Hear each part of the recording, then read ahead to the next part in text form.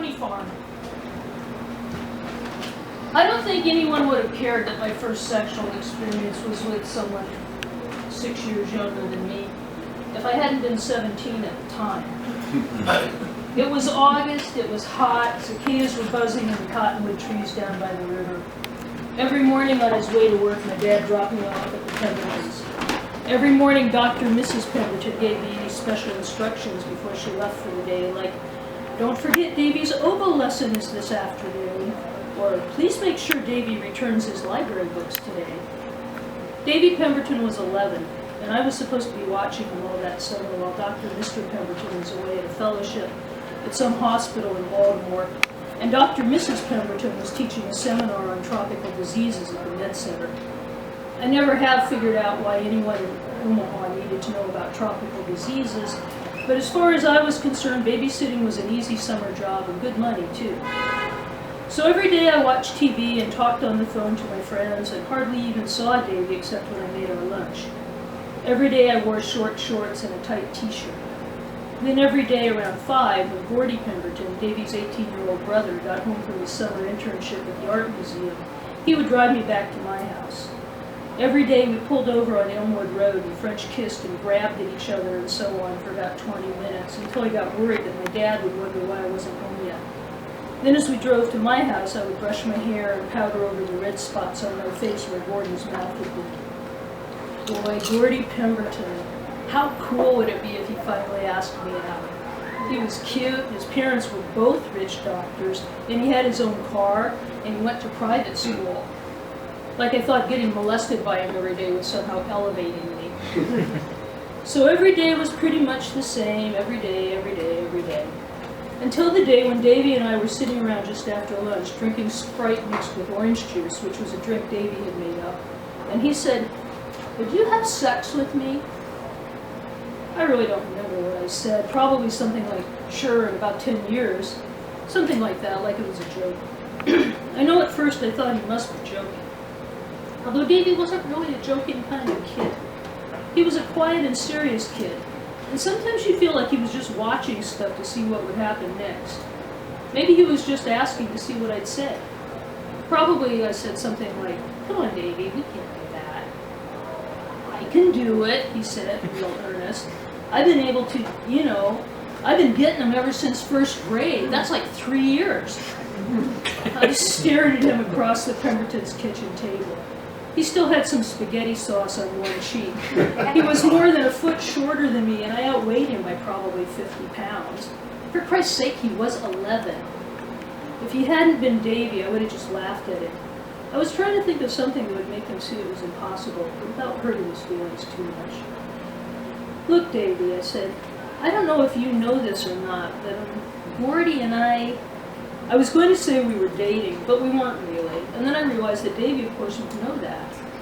Gordy was still going out with Ann Madison, who was stuck up and rich and went to his school, who, before her parents took her out of our high school, we used to call Annie Medicine because she drank so much cough syrup. Of course, I fully expected Gordy to drop her any day now after one of our trips over to my house, but he hadn't yet. So I didn't finish what I was going to say, but Davey wasn't paying attention anyway. "Don't you like me?" he asked. His lower lip was sticking way out, and he looked really, really sad. I was afraid he was going to start crying. "Well, yeah, of course I like you," I said. And I thought I was just saying it to keep him from getting upset, but as I said it, I realized it was true, actually. Davey Pemberton was smart and funny in an odd, grown-up kind of way. I liked talking to him better than any other 11-year-old kid I knew. But saying I liked him was not the same thing as saying I would have sex with him. I guess he wasn't mature enough to know that, though, because he got all happy and started explaining how he had it all worked out. Davey wanted us to go to the Shamrock Motor Inn, which was a creepy-looking motel way out in town on the Northbridge Highway. I didn't know anything about the place, really, but I assumed that Davey had looked into it thoroughly. I could just imagine him doing the research, calling up motels, and checking their rates. And just as I thought about the rates and money, Davey said, "I'll pay for it, too. I've been saving up my allowance all month." I let it read my mind. Of course I told him no. What'd you think?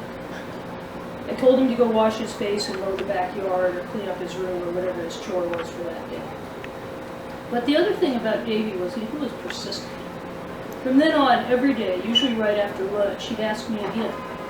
Even when he wasn't asking me, I could tell he was thinking about asking me, and that made me think about it. I started wearing longer shorts and baggier t-shirts. Maybe I should have said something about it to somebody, but who? Dr. and Mrs. Pemberton, my dad, Gordy. Besides, I didn't think anyone would believe me, which, as it turned out, they didn't. When I say I started thinking about it, I don't mean I started thinking about, having sex with Davey Pemberton. What I mean is that I started thinking about Davey thinking about it. I started trying to figure out the way that he would have figured out how it would be possible. For instance, how did Davey think we were going to get to the Shamrock Motor Inn in the first place? Well, that was pretty easy. Every Wednesday, Dr. and Mrs. Pemberton handed me the keys to Dr. and Mr. Pemberton's big old Mercedes so I could drive Davey to his oboe lesson. I had a driver's license, of course, but we weren't like the Pembertons with everybody having their own personal car. But Davey had to get to his lessons, so once a week we got the Mercedes. I drove about 15 miles an hour the whole way, just terrified that I was going to wreck Davey's father's big expensive foreign car. It was about a 15-minute drive to the oboe teacher's house, and then the lesson was an hour, and then we went straight home. Except, usually we didn't. We stopped at the dairy hut for ice cream, and then took the long way back past the pony farm. Davey was obsessed with the pony farm.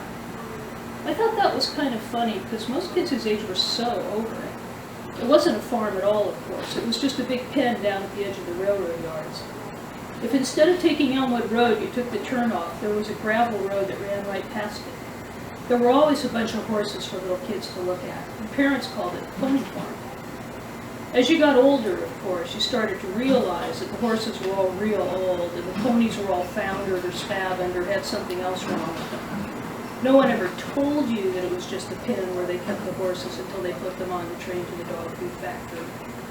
It was like Santa Claus. If you were a kid, it was just something you finally figured out for yourself. But whenever we had the car, Davey wanted to go by the pony farm. I'd have to park so he could stare out the window at the horses.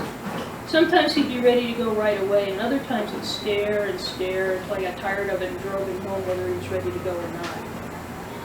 So from the time we left the house on Wednesdays until we got back again, it could be as long as 3 hours.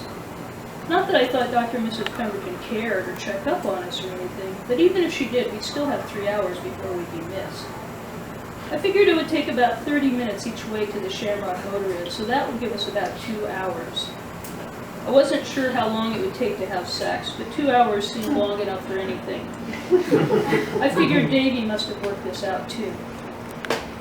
The problem with thinking about what Davey was thinking was that after a while I just started thinking like Davey. After a while his plan started to seem like our plan. So when another Wednesday came around and Davey said, "Why don't you call Mr. Hamilton and tell him I'm too sick to come to my oboe lesson today?" I didn't say no after all. I was pretty nervous on the way to the Shamrock Motor Inn, and I could tell Davey was too. He kept fidgeting around in his seat, twisting his head to look out the back window, kind of bouncing up and down until I told him to stop, at which point he announced he'd brought 2 condoms that he'd taken from Gordy's dresser drawer. I hadn't even thought of that. The idea that I hadn't remembered about condoms freaked me out, but the picture I got in my mind of Gordy using the condoms with anti-medicines steadied me somehow. Up until then I might have chickened out, but after that I was pretty determined to go through with it. The Shamrock Motor Inn was on top of a little rise overlooking the highway. We chugged up the driveway in the Mercedes and crept up to a parking spot in front of the motel office. I cut the engine and Davey almost flipped. "Why'd you do that?" he squeaked. "What?" I snapped. "Why'd you turn off the car?" I was afraid he was going to get hysterical on me. Then I realized I was holding my breath. I couldn't remember the last time I breathed. I exhaled. "Come on, Davey," I said, smiling as calmly as I could, big, fake, grown-up kind of smile. "You know I can't leave you alone in the car with the motor running." "Oh, yeah," he said, "of course." We smiled our fake smiles at each other for what seemed like a pretty long time. "Oh," he said, like he just remembered something, "the money." He jammed his hand underneath the seatbelt into the pocket of his shorts and came up with a wad of 1s and 5s. He held it out to me. "This should be enough," he said. I clutched the money in my right hand and got out of the car and walked into the motel office. It was empty, which was a big relief. I thought if nobody was there, we could just go home and forget the whole thing. But then I heard some noise in the back, and a door opened behind the desk, and a woman came out. For some reason, I'd expected a guy to be running a place like that, but it was a short, heavy-set, dark-haired woman with a face like a bowl of dough. It kind of threw me off.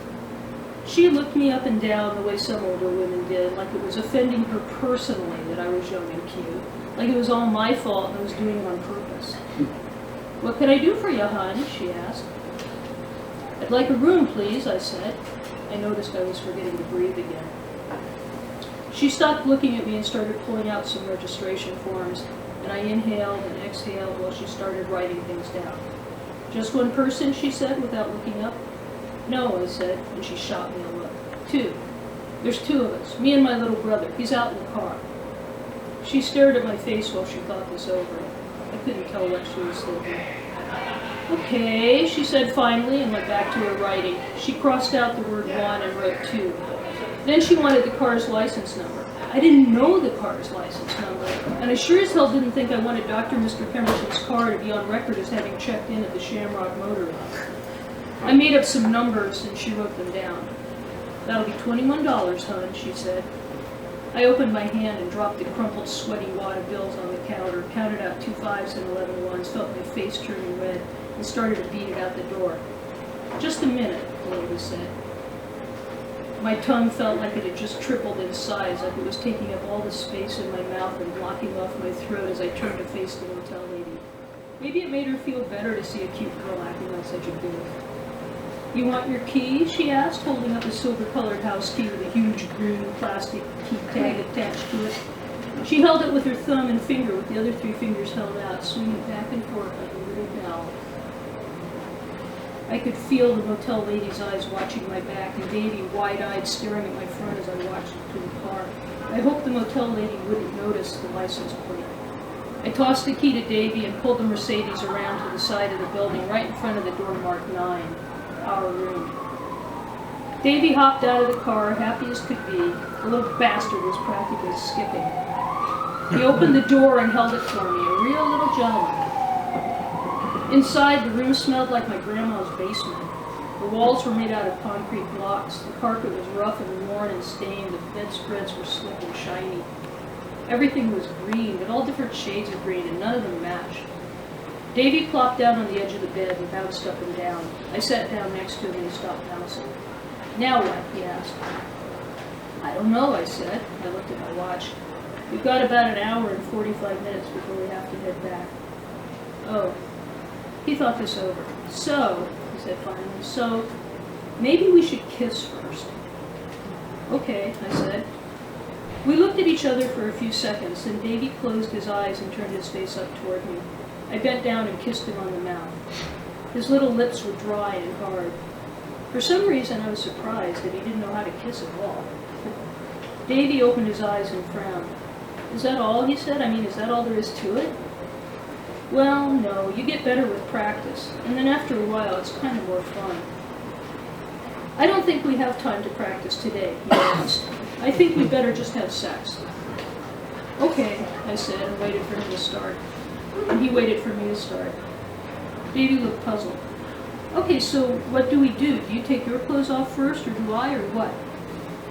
"I don't know. I mean, I don't think that part of it matters." "Well, how do you and Gordy do it?" he asked, real matter-of-factly. My jaw dropped. "What do you mean, how do Gordy and I do it? Gordy and I don't have sex." I could feel my face getting red again. Now it was Davey's turn to look astonished. But he said you did. He says you do it every day when he drives you home."